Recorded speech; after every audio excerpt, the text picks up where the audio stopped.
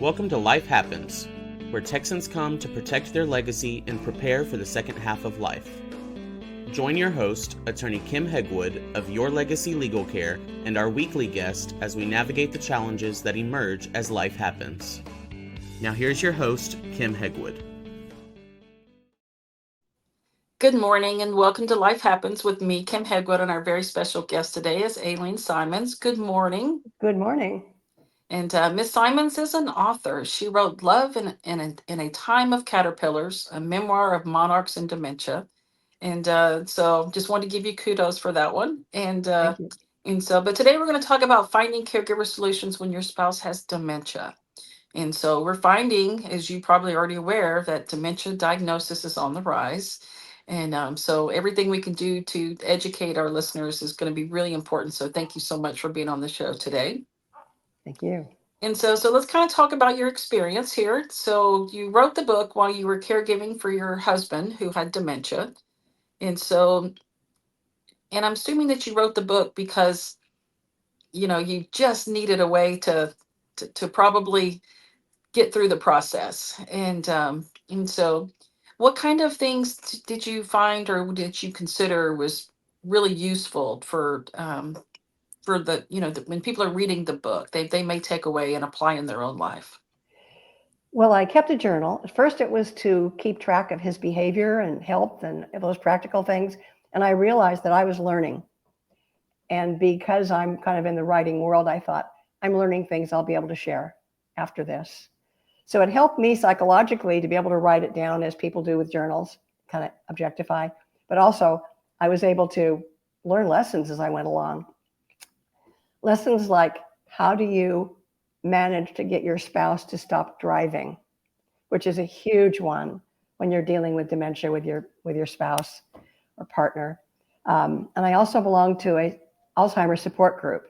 So I learned from them and I shared what I was learning with them. So it went two ways. So I was keeping track as I went along. Again, the driving issue was a huge one for anyone in that position. Another one I learned, and I write about in one of the chapters, is I had to get rid of the guns in the house. Yeah. A high percentage of people have guns in their house, and that becomes an issue. Your spouse might not recognize you. They might think you're a stranger. So that was figuring out how to navigate making that happen, since a lot of guys don't want to get rid of their guns, for example. So as I went through these different experiences, I wrote them up. Each little chapter is like one of these experiences and how I handled it. And I'm hoping this will be helpful for readers. And I'm getting good feedback and finding that it is.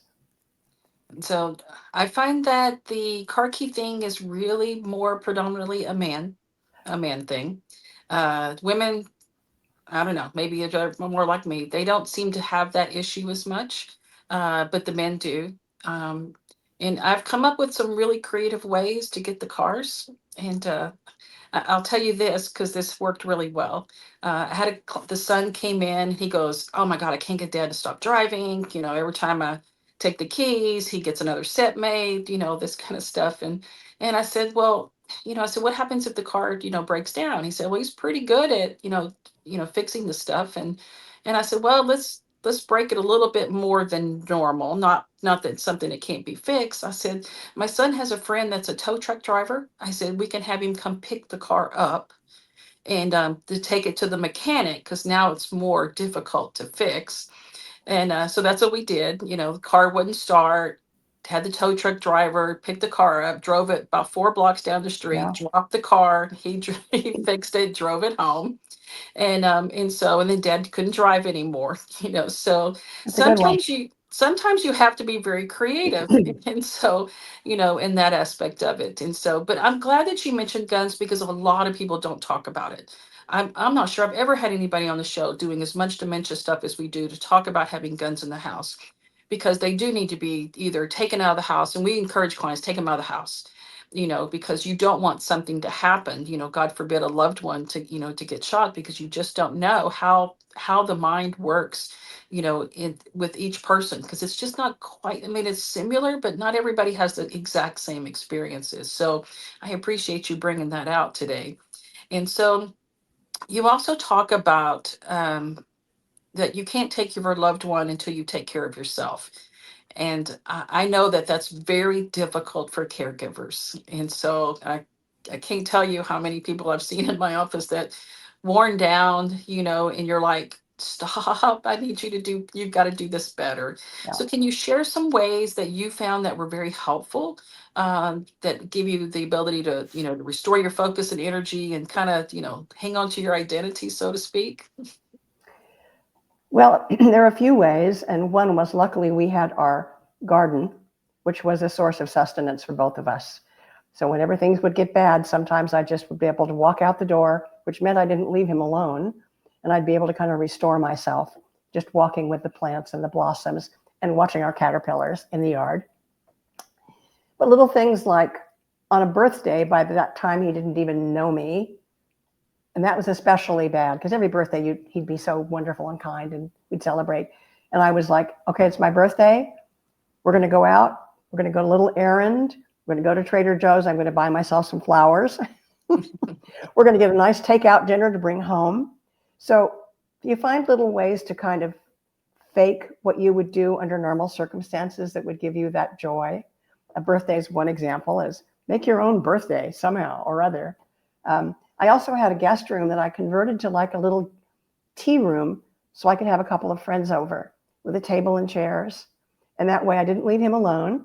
And he actually seemed to enjoy when they'd come in the door and they'd say, "Hi, Al." And he, it kind of cheered him up that I had a couple of friends in the house. And that room was separate from where he was watching TV or something. So I was looking for little ways to keep touch with my life. And that was my little writers group, or a book group would be another example. So you find little ways along as you go along. And those were two that were really helpful for me, plus the garden, of course. And so, man, you are a wealth of information today. So, because Thank you. I wouldn't have thought, and I haven't heard this before, of just kind of making your own meeting space, so that you can have friends over and then you have your own area and things like that. So, and that's great, because what a lot of people lose is that connection with other people. Mm-hmm. And you found a way to keep that. And so it's like, girl, I'm super proud of you. And Thank so, you. It and was very helpful.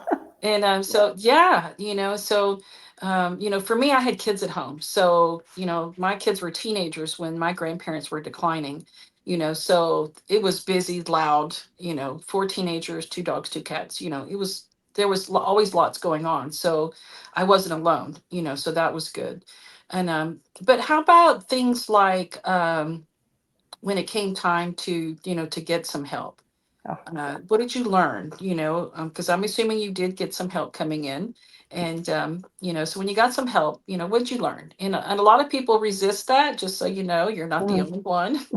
Right. So, Well, that was it. I resisted. I was like, I can do this. I can do this.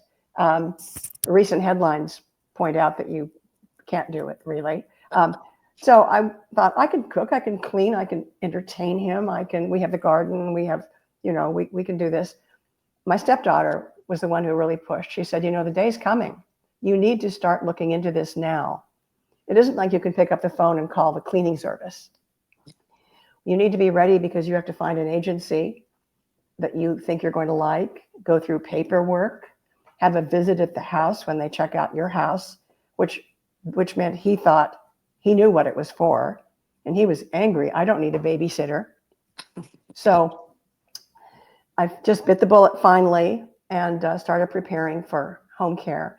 And it was only when I had the flu one winter and I had 103 fever at home. And I thought, oh my God, if I have to go to the hospital with pneumonia, I'll be leaving him alone. And as soon as I recovered from that, I got right on it.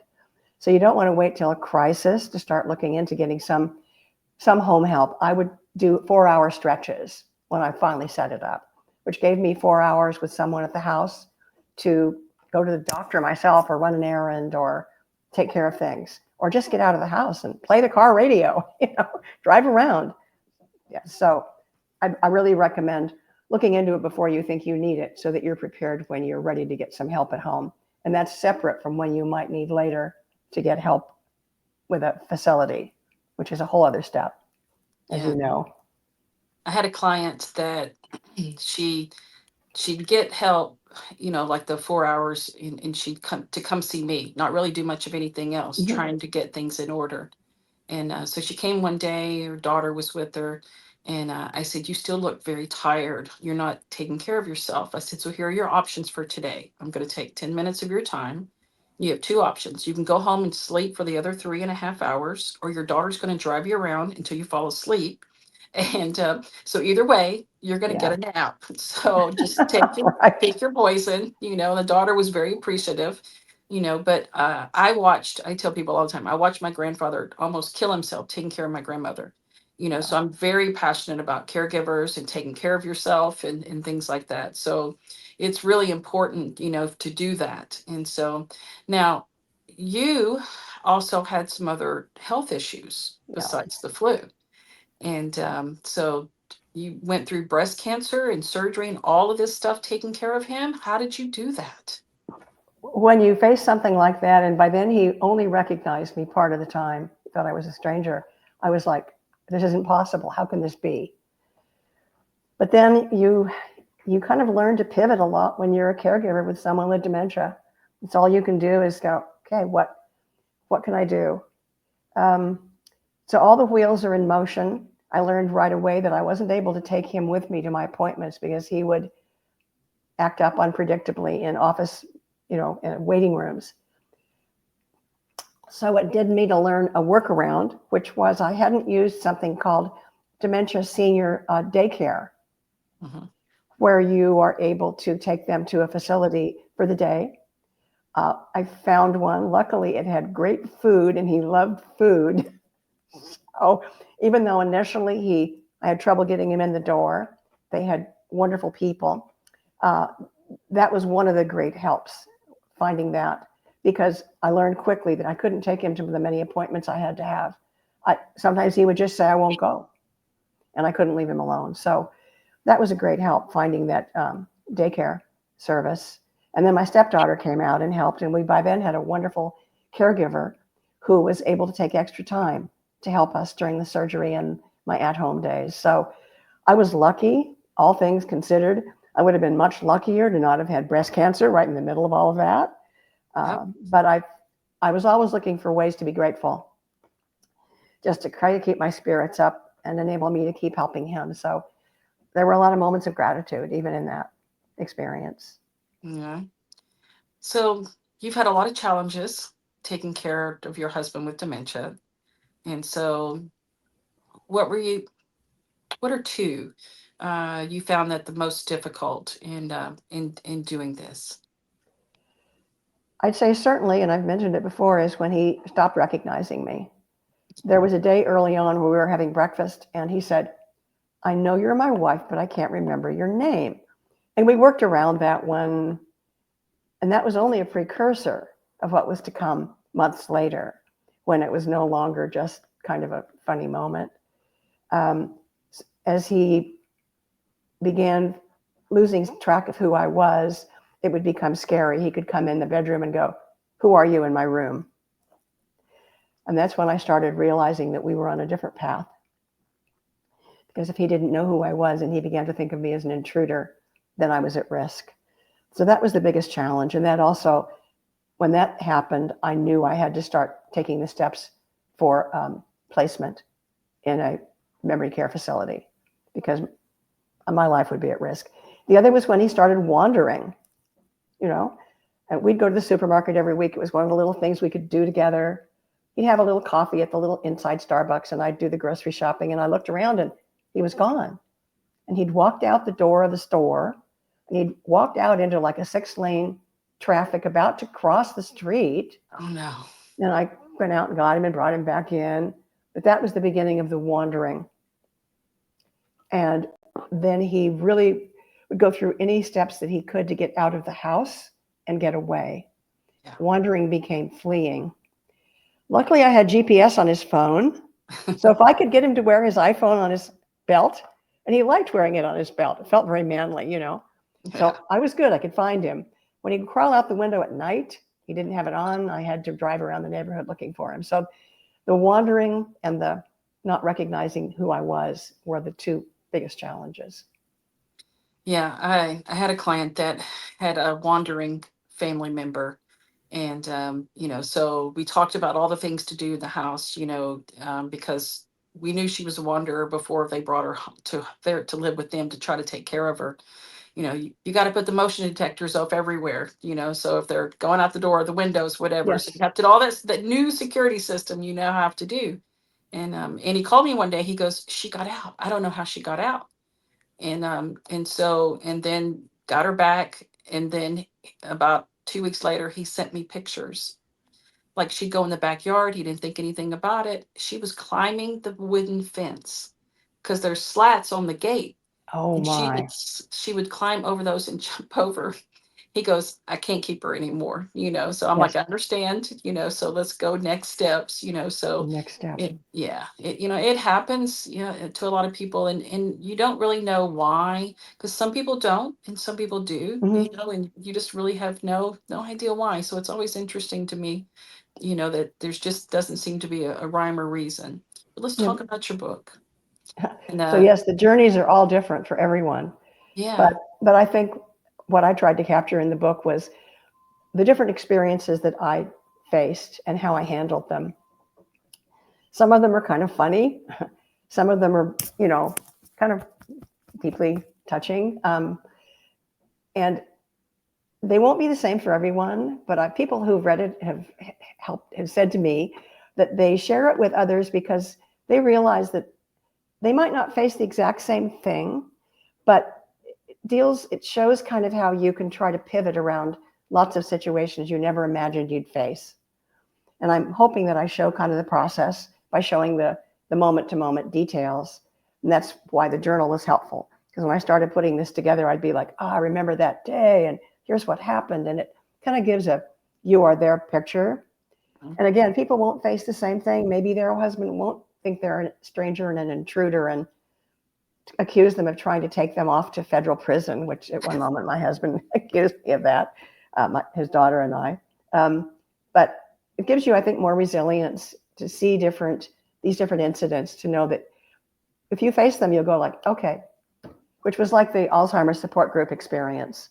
It might not apply now, it might apply later, it might not apply at all. But I think you're better prepared if you have some idea of what others go through. And that's what I'm hoping my book shares with others. Well, I really like the whole butterfly gardening, so um, because I think it kind of gives you um, it reminds me of finding your happy place, Mm-hmm. a place that you find some peace. And I think that's what a lot of people struggle with, is being able to do that. So I had a different client, and I said, look, you need to find something that energizes you, that does, so you got to have something that's just you, not taking care of her, something that's just you. So you hire the caregiver to come in and you go do something. What do you want to do? What do? You have hobbies, things like that? And he's like, no, no, we've just been married, and I worked, and we were just married, didn't really have anything. I said, what do you want to learn to do? Is there something you want to learn to do? He said, I want to learn to play the guitar. Perfect. Let's get you some guitar lessons. Oh, I said, because you have to have something that's for you, and so, but it's been fabulous having you on the show today, because you're now my new hero. And thank you. and so, I mean, seriously, you've gone through a lot more so than what most people, and I do appreciate you coming on the show and sharing your book and your stories. And because I think it's important for people to, to know that there's a lot of things, that you forget to think about, and so when you've really talked about some things that most people don't talk about, so it's really important. And we look forward to, to having you on the show again soon. But if people want to find you, how do they do that? Well, thank you. I have a website. It's like my name, ALLENESYMONS.com. My email is similar, ALLENESYMONS2@gmail.com. And those are the quickest way to kind of connect. And so, perfect. And thanks so much. We look forward to having you on again soon. Thank you. Thank you so much. Thanks for tuning in to this week's episode of Life Happens with Kim Hegwood. Be sure to tune in every Thursday at 10 a.m. wherever you listen to your podcast as we navigate through the challenges that emerge as life happens. The content of this podcast does not establish an attorney-client relationship or constitute attorney-client privilege, legal, medical, financial, or any other professional advice.